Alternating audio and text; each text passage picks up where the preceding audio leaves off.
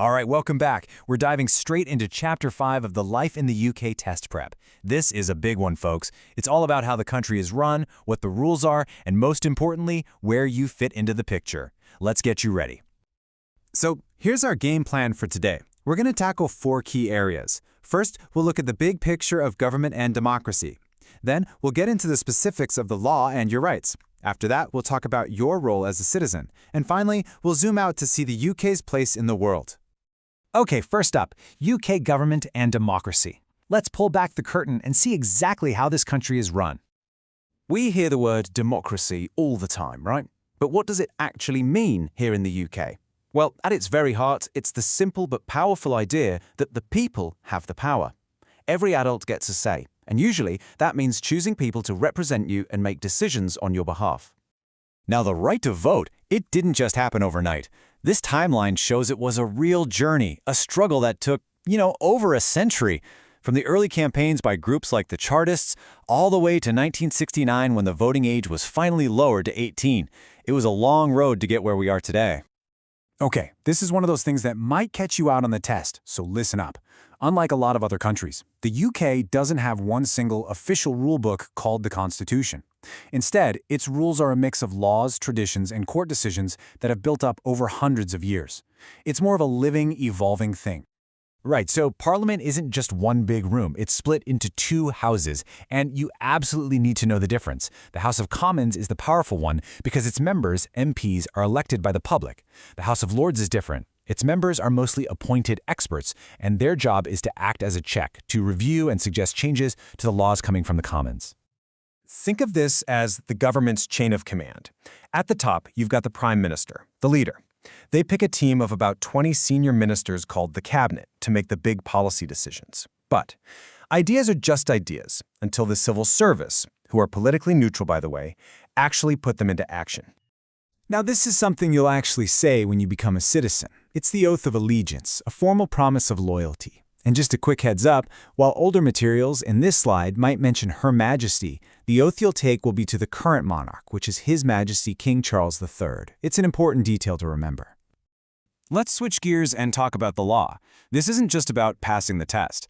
Understanding the rules of society is, well, pretty essential for living here. So, the law is split into 2 main types. Think of it like this. Criminal law is for when someone breaks a rule that affects the whole of society, things like theft or assault. The police get involved with those. Civil law, on the other hand, is more like a referee for disputes between people or businesses, things like a contract disagreement or a problem with your landlord. Okay, let's look at some really specific things that are illegal here. Some of these might be different from where you're from, so they're really important to know. For instance, carrying any weapon for self-defense is illegal. And so is something like forced marriage, which is very different from an arranged marriage. So what happens when a serious crime is committed? Well, the case will usually start in a lower court, but if it's serious, it gets passed up to a higher court, like a crown court. And here's the crucial part. The final decision of guilty or not guilty isn't made by a judge, it's made by a jury, a group of 12 to 15 ordinary citizens chosen at random. Okay, so we've talked about the government, we've talked about the law, but what about you? Where do you fit into all of this? Let's talk about your role. This question really gets to the heart of it all.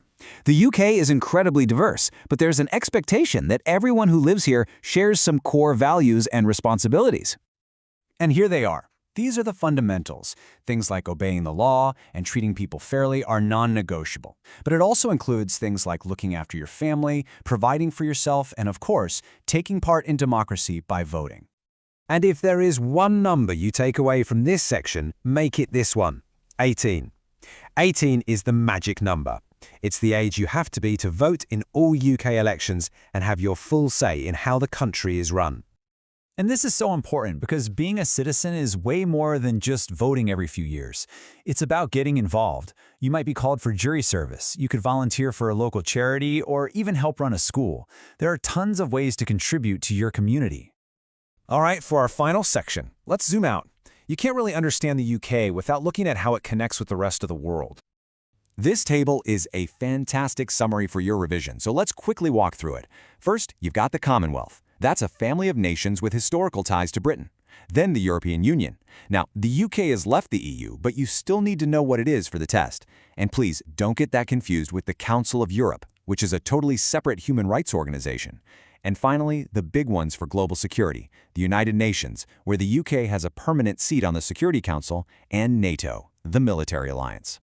So, when you put it all together, the government, the law, your responsibilities, understanding how these pieces connect isn't just about passing a test. It's the key that unlocks your ability to be a truly active and engaged citizen here. And that's the big question I want to leave you with. As you prepare for citizenship, think about this. You've seen the framework, you know the opportunities, so the real question is, how are you going to use them to shape your community and make your mark?